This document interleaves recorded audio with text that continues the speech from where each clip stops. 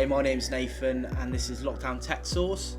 If tech reviews and guides and bits and pieces like that are of interest to you, please do consider subscribing. But in today's video, we're going to be taking a look at the Xbox Series X. Now, I did have a unboxing video planned, but I accidentally deleted all of the footage from it, and I'm not packing it all back up to put it away again to unbox it. There's hundreds of videos on YouTube. Chances are, if you're watching this video, you've already seen it anyway. But what I wanted to do today was actually, now we've had a week with the console and I've been playing a bit on it, give my honest thoughts and opinion as to what I feel about the next gen. Now, just to give you a little bit of background, I've been on the Xbox ecosystem, or on the console now, since it came out, what, 19 years ago. So I had the original Xbox through to the 360, Xbox One, and obviously now Series X. So I was lucky enough to get my pre-order in on the 22nd of September, and I took delivery of my Series X on the 10th of November. So to this day, I've had it now for about a week, and I just want to go through some of the things that I found using the new Xbox Series X. So firstly, I'd like to go through the setting up. Dead simple, plug and play pretty much. So I downloaded the Xbox app to my mobile device, followed the instructions on there, and within about 5-10 minutes after a really short initial update, I was pretty much in and ready to go, which was really, really nice.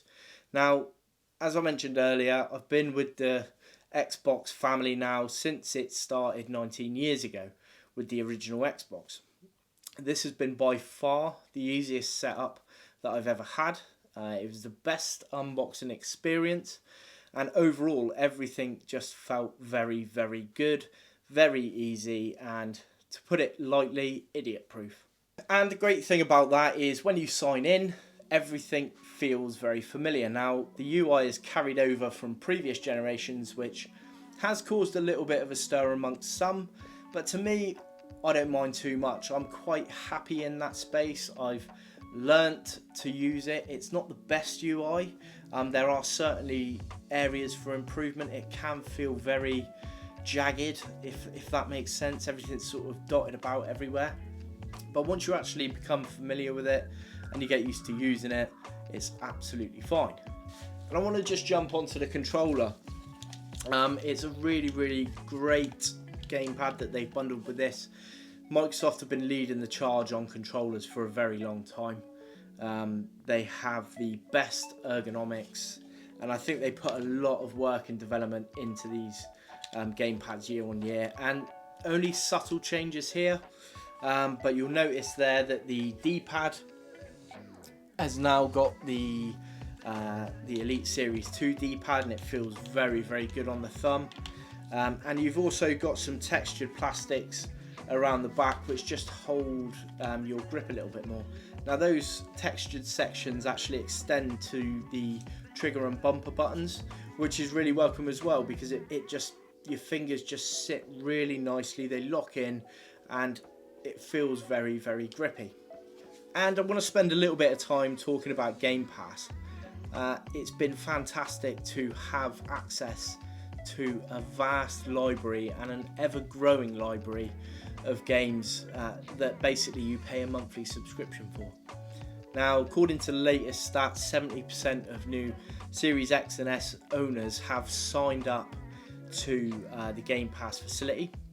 And the beautiful thing about that is if I'm short of games, or there's very few AAA titles coming out, or there's nothing really that takes my fancy, I can dive into that and literally look through a plethora of games and just pick one. And if I don't like it, it doesn't matter. I can just delete it from the console, but I also might find a hidden gem in there. And what was really nice on day one was to fire up the console, have my existing library come across with me, not all optimized, but have them come across with me, and have access to a Game Pass library just chock full of games. That was really, really nice. And I think Game Pass, as it evolves, is certainly going to be a really positive thing for anyone on the platform. if you think about what we have coming in terms of games over the next few years and what Microsoft have clearly targeted, you know, they've responded to customer feedback and said, you know, we're not getting the titles, we don't have the games, so they go out, they purchase ZeniMax. So they're being very, very driven with what they're doing at the minute, and I've got to say, for consumer, it's brilliant. Whatever platform you play on, by the way, be it PlayStation, be it Xbox, even Nintendo, you know, the more competition that each of the big players, the big companies have, the better it is for us. Now that SSD, when that gets revving up, that is an absolute animal. The experience I've had so far with the console, taking the games out of it, is the load times are, if you like me come from an Xbox One, One S, I can't speak for the One X, I'm not sure on the load times with that one, but I'm coming from a One S 1TB, and the difference in load speeds is staggering. And one other thing I really like is the quick resume feature. Having the ability to sort of jump in and out of different games and have them literally ready to go is so welcome. Now, if you're like me, it's not going to be a feature for everyone. A lot of people, they might play online, and it's worth noting that online games, the quick resume, it's not going to work. So if you play a lot of Sea of Thieves, Warzone, stuff like that, it's pretty well a redundant feature.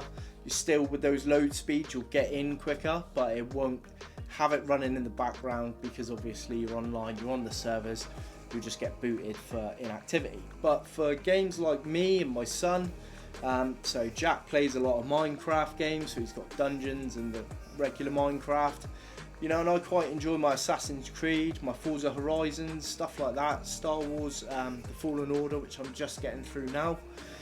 To have all of those accessible and literally ready to go, and we're talking seconds, like, is really nice, because I might just stop playing for a minute and Jack might say, you know, I want to have 5-10 minutes on Minecraft, and he is straight into that game, and then if I want to pick it back up, I'm straight in as well. So it's handy for some people. I'm not saying it's going to be the make or break for the console for others, but it's a really nice feature to have anyway.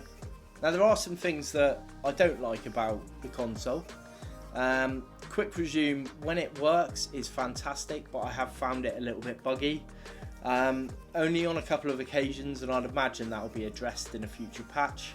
But otherwise, that's about it. And obviously, Halo not being bundled with the console at launch, that was a bit of a disappointment for me. I do love Halo, but if it takes a little bit longer to make sure it's right, I have no issue with that whatsoever.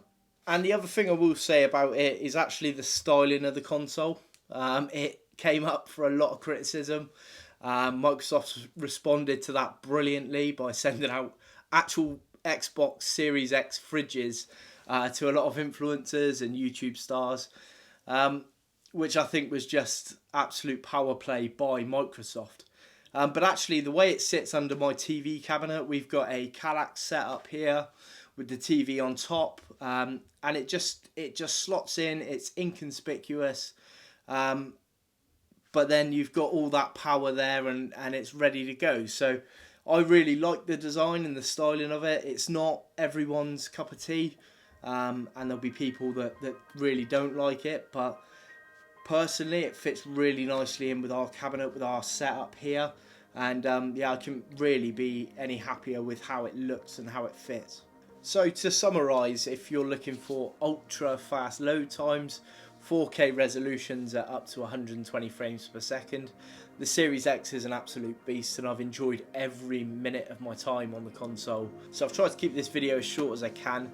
And like I say, if you're into your tech reviews and stuff, we've been covering a lot of camera equipment of late, but obviously we're going to delve into gaming a little bit more. Hopefully you've enjoyed that video. As always with these consoles, if you've got any questions, please ask in the comments below. I've had enough time with the console now to feel like I'm able to give you the answers, and if not, I can always look into it. But I really appreciate the support from the YouTube community so far, And if you're new here, you'd consider subscribing, and you'll be notified when we get new tech videos and new reviews up. Thank you.